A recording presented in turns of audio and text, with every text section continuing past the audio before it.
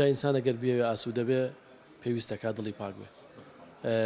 معلوماتی جەنابیشتە ئەو کەسانی کە یەکێک لە سیفاتە جوانەکانی ئەهلی بەهەشت بۆ خۆشە بۆ کەسە دڵپاکەکانە. ئەو کەسی دڵی پاک نەکات نەچێت باشتەوە. ئێستێمە لە یادی لەدایکبوونی پێغەمبەران صلی الله عليه وسلم چی بکەین ئەم یادە بەرزڕا بگرین بەرزڕاگرتنی یادی پێغەمبەر صلی الله عليه وسلم و لەدایکبوونی پێغەمبەر صلی الله عليه وسلم چی بە ئێمە بەخشیوە بەخێبن سەر چاوم پێشێکی بەبوونی لەدایکبوونی پێغەمبەر صلی الله عليه وسلم پیرۆزبایی لەسەر چە مسلمانانی جیهانەکەم. وەڵام مامۆستا خۆی زینوکردنەوە ئەم یادە کارێکی پیرۆز و باشە و دوای ئەوەش ئەمە ئەگەر بمانەوێ بەڕاستی دڵسۆزی ئەم کاروانە بین هەڵەچین بە زینوکردنەوەی سونەتەکان ئەوەی کە زۆر مهمە بیکەین شوێنکەوتنی ئەو بەرنامەیە. ئێوە لە ناو بازاڕان مامەڵی موسڵمان بە پێی سونەتی پێغەمبەر صلی الله عليه وسلم زۆربەی کێشەکانی بازاڕ حەل دەکات بەتەئکید نەک زۆر بێ ینی هیچ کێشەیەک نایە ئەگەر موسڵمانانە بێ مامەڵەکەین لە بازاڕا هیچ کێشەیەک نامێنێ. خۆی کێشەکە لەوای ئێستا دروست بووە خەڵک زۆر موسڵمانانە مامەڵە ناکە ناڵم هەمووی بەڵام بەشێکی زۆری موسڵمانانە مامەڵە ناکە. ئەژینا هەمومان بەشی ئەو خوێندومانەوە کە مامەڵەکردن لە دینی ئیسلامە چۆنە یعنی دینێک لەگەڵ تەسامح و لەگەڵ هەموو شتێکی جوانە چجای ئەوەی تۆ بێوێ زەرەر لە تۆ با بە هیچ جۆرە قبوڵ نێ لەم دینەیە. چەندە ضرورە ئێمە حەڵال خۆری حەڵال ژیان بە پاکی ژیان ئەمە چەند ضرورە ئەمە زینوکەینەوە کە ئەمە ئەخلاقی بنەڕەتی پێغەمبەر جا وەڵای خۆی ئەوەی کە ضرورە مامۆستا لە ژیانە هەر ئەوەیە ئەگەر تۆ بتوێت لە هەموو شتێکی ژیانە سەرکەوتوو بی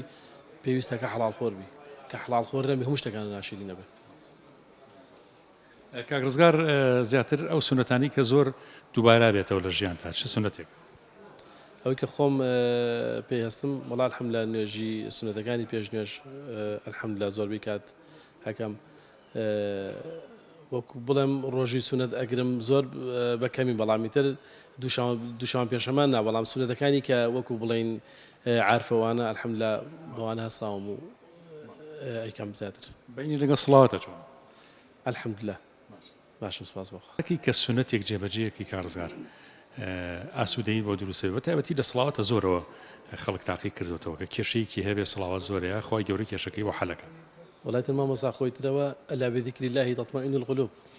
ئەگە بتوێت دڵێک ئارام بێتەوە بێ یادی خۆی تیا بێ ئەگە دڵێکیش بتوێت کاول بێ یادی خۆی تیان نەبێ. بەڕاستی ئەو کەسانی کە دڵیان ئارامە حتمما هەر ئەوانن کە یادی خوا زۆرەکەن. زیکرکردن و سەڵاواتدان بەشێکن لەو یادە لەو کارە پیرۆزێک کە موسڵمان بیکە ئەگەر ڕۆژانە لە باتیەوەی کە قسەی لەهو لەعب و ناشرین کەین تەسبیحێکە گرە بەدەستەوە یا عەلەقە هەر بەدەستە بێ شتێکی کەمیش بێ یعنی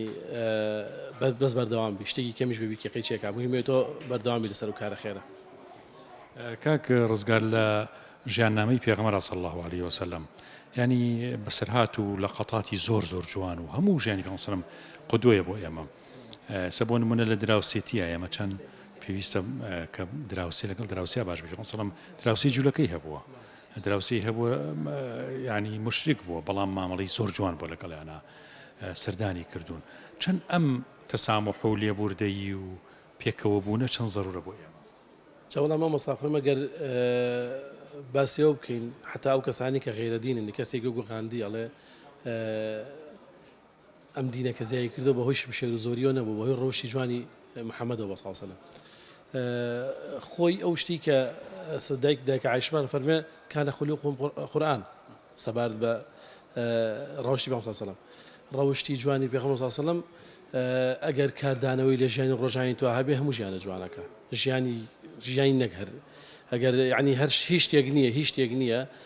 بەبێ قسەکردنی ئەو ئەگەر بتوێت بە ژیانێکی جوان بڕێ بە قسەی ئەو بکەی ئەگەر بتوێت بە ڕێگێکی چۆتا بڕێ بە لە قسەی ئەو دەرچی. کارزان لە ژیاننامەکەیە ئەیسا ئەگەر لە قتەیەکی و بیر بێت چ شتێکە هاتەوە بیر لە ژیانی پێغەمبەر صلی الله عليه وسلم. وەڵایی مامۆستا وەکو ئەوەی کە لە ژیانی خۆیان بێ ژیانی پێغەمبەر صلی الله عليه وسلم هەمووی جوانیە یعنی شتێکی نییە جوانی نەبێ. بەڵام ئەوەی کە زۆر بەلای منەوە مهم بێ کاتی فەتحکردنی مەکەیەوە لێبوردنێتی بەرامبەر بە زۆربەی مشریکان کە لە کاتێک ئەوان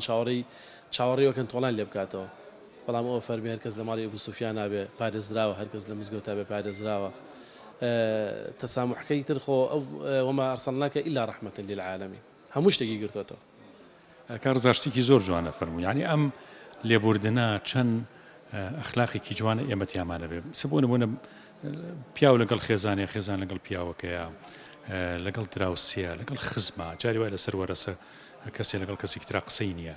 ئەم لێبوردنە قورسە بەڵام چەند شیرینە مامۆستا شیرینەکەی تەسەور ناکرێت من خۆم هەموو جارێ وتومەوە شڵێ مەڵم هیچ شتێک دڵی خۆتانە مەیەڵناوە حتا قسەیەکەی لە ژیان بەم سەلەما کابرا کە شەهیدی بەهشتی بۆ یا لەبەرەوەی چی هەڵێ کە سەرخەمە سەرسەرین گەردنی هەموو بەندەکانی خوا ئازاد دەکەم جا ئینسانە گەر بێ ئاسوودە بێ پێویستە کا دڵی پاک بێ معلوماتی جەنابیشتە ئەو کەسانی کە یەکێک لە سیفاتە جوانەکانی ئەهلی بەهشت بۆ خۆشە بۆ کەسە دڵپاکەکانە ئەو کەسی دڵی پاک نەکات ناچێت بەهشتەوە